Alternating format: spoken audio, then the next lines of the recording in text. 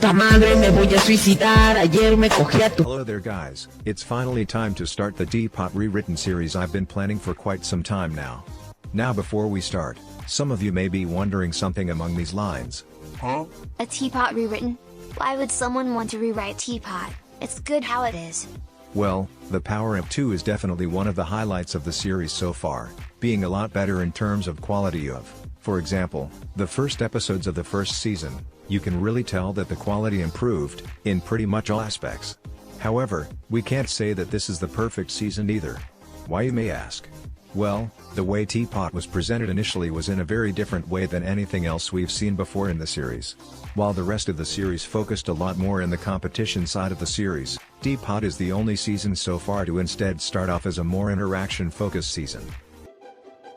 So around the summer of 2018, we realized there were actually two different things that people were looking for when they came to BFDI on YouTube. And one of those things were the crazy, silly, low-stakes episodes like Season 1. And the other thing were really long story arcs, lots of character development, super polished animation, and pretty much the pinnacle of what the object show community had to offer. So these two desires were very different, and I think BFB was trying to cover both bases, so we figured a split in the show was inevitable. So we have the branch BFB with only 14 contestants, that is the whimsical side. And then TPOT, which has 40 contestants, will be the pinnacle animation side. Episode 1 is a pretty clear example that interactions are the main factor of this episode, as the challenge itself is only at the last 10 minutes of the episode or so, and considering the length of the episode, it was clear that the main thing about this episode was the team forming, meaning more interactions had to be made for new teams to form. Then there's episode 2, which gives us a very simple challenge, and yet manages to last longer than 30 minutes, and you could see in the episode that everyone had their little story to tell, some examples being Death Pact against challenge strategy, Eggy managing the team on her own without basketball, Eraser causing havoc with the other teams. There was a lot going on that made the episode a lot more interesting. But then we have the more recent episodes, where, I don't know if you could tell or not, but those episodes felt a lot more structured, as in, the elimination would be the first thing to start the episode with, then the challenge is announced, then we go to one team to see what they're up to, then we see what this other team is doing, and we switch constantly from team to team, until the challenge is over and the episode is finished. And these more structured episodes aren't the only problem, there's some storylines that are presented within TPOT themselves, but then are just dropped without a proper reason, some examples being Eggy and Teardrop's friendship and Clock and Winner's storyline, not to mention that some characters are just left with nothing to do, which would then result in their imminent elimination. Some examples being Cloudy, Nayli and Saw. If you did notice that the first two TPOT episodes are a lot different from the rest of the episodes, but don't know what exactly happened, here's a little context for you so you can understand what happened behind the scenes.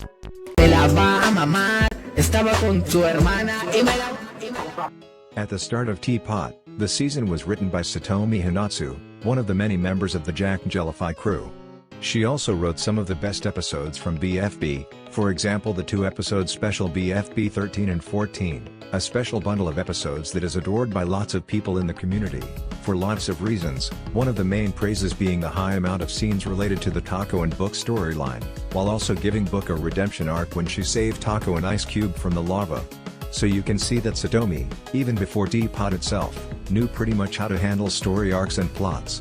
However, you may have noticed that these particular episodes, like BFB 13 or TPOT 2, they were always pretty far from the latest episode's release. Let's take a look at BFB 12, which released in July 10th of 2018, and BFB 13 releasing instead a whole year after, on July 11th 2019.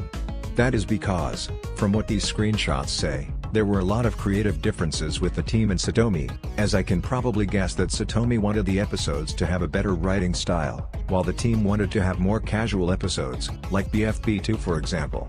This same problem happened in TPOT, where TPOT 1 released in January 9th of 2021, while the second episode of the series was released on June 18th of 2022, which is a whopping 17 months worth of wait. Now of course, after TPOT 1 was released, there was still post-split to be finished, giving us 3 final great episodes, so that wait is somewhat understandable, but even so, it was clear that there was a lot of differences in what the Jack Jellify team wanted TPOT to be. Some people like Satomi wanted Teapot to hold the promise to be a much more character development focused season, while others wanted Teapot to be a better version of the post-split, since that second half of BFB did receive quite a lot of backlash from many fans. And in the end, this resulted in Satomi no longer being a writer for Teapot from Teapot 3 and onwards, with Sam, whoever Sam is, taking over at her place on writing the episodes going forward. And while the episodes would now come out in around 1 or 2 months from each other, which definitely made many people more pleased with the new episodes, the writing clearly lost a little bit of the charm that Teapot initially had. Puta, me voy a suicidar. Ayer me cogí a tu padre. Me la va a mamar. Puta madre. So as we just saw, Satomi ended up not working on the writing of Teapot after episode 2, meaning that the rest of the season is gonna be handled by Sam, who wrote episode 3, 5, and 6, with maybe some additional help from Carrie himself, as he was the writer for episode 4. However, with these new episodes, some people started to see some flaws with these new and recent episodes. An example of this is the entire Winner and Clock storyline and how that was handled. Let's take a look at how this storyline evolved throughout the episodes. Episode 1 starts the arc with Clock knowing about Winner's past with Loser, and so he joins them in the S. Episode 2 opens up a new side to the story, as Winner would now start to feel uncomfortable around Clock. Episode 3 gets interesting, as Clock decides to put Winner at the center of everyone at the last moment, this being the last straw for Winner, so they tell Clock to leave them alone. This does leave the storyline at a pretty interesting place. Will Clock try to apologize to Winner? Will Winner just ignore Clock when the challenges play out? Well, let's check out what the rest of this storyline has for us. No hay nada! Clock asks Winner what they could do to get the plates. Anyone have any ideas? Winner? Cuando mi novia revisa mi WhatsApp.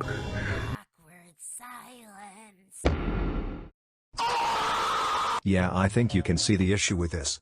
The storyline was straight up dropped and probably even forgotten about. Let's take another example, Teardrop and Aggie.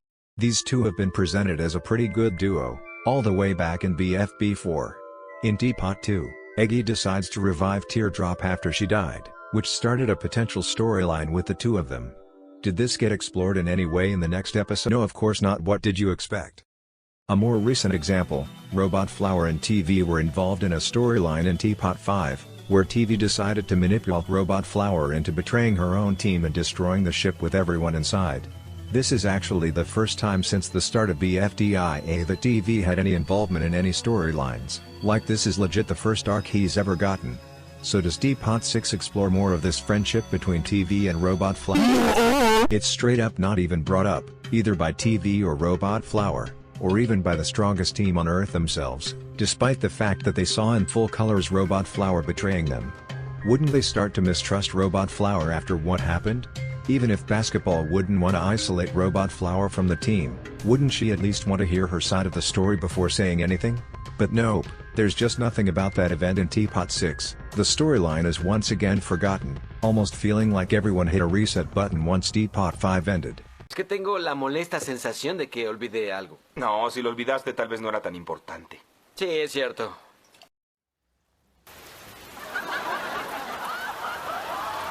Yet another example that is more subtle is Puffball and Golf Ball's storyline. This one started in Teapot 3, and pretty much continued for Teapot 4, 5 and even 6. So what's the problem here? Well, it's more or less the way this storyline ended.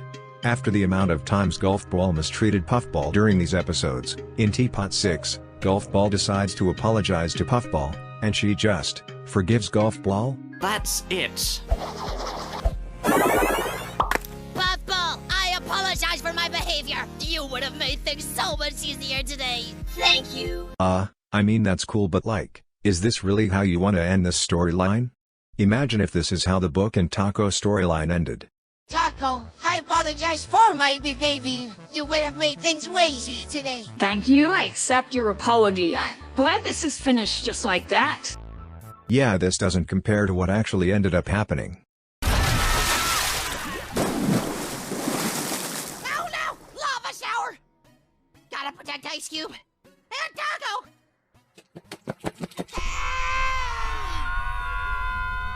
Wait, what?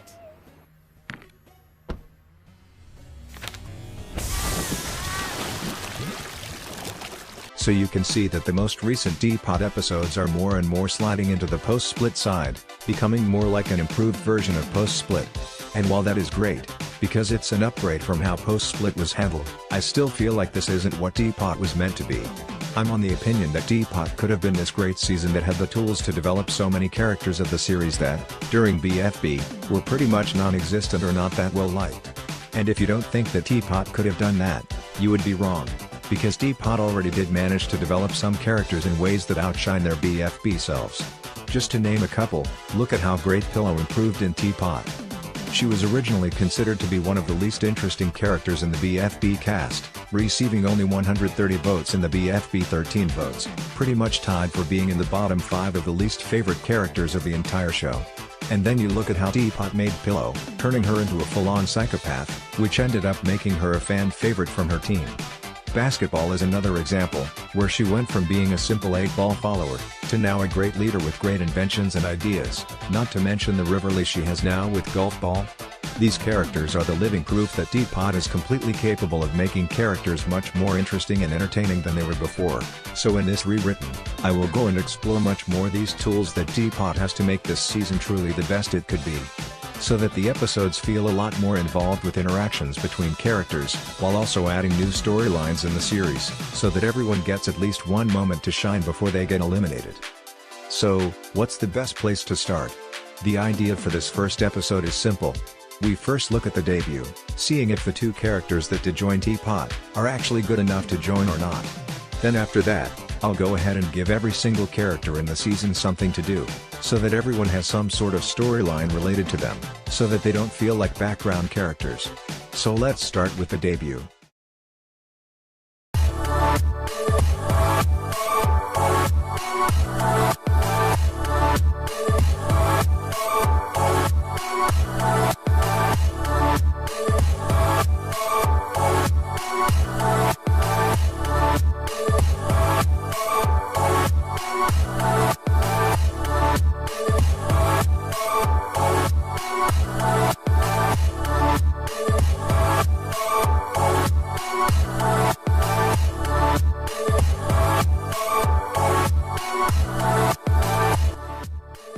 I want it